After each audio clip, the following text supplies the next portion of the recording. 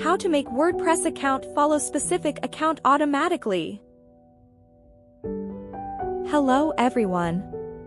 In this video, we are sharing with you how to make WordPress account follow specific account automatically.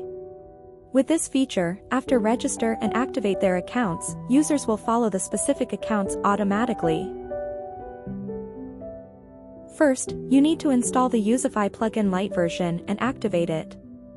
This plugin is free. You can find the plugins by the searching bar, then install and activate it. Second, you need to download BuddyPress Follow plugin. This plugin is free. You can download it from URL we put on the description of this video. After download the plugin, upload and install it into your WordPress site. And then activate it. And then, please go to your FTP or file manager.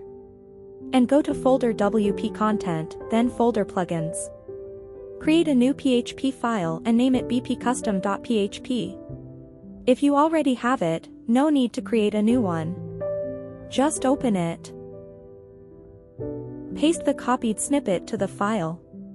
And then put ID of specific users you want other users follow them automatically. And then save the file. Thank you for watching.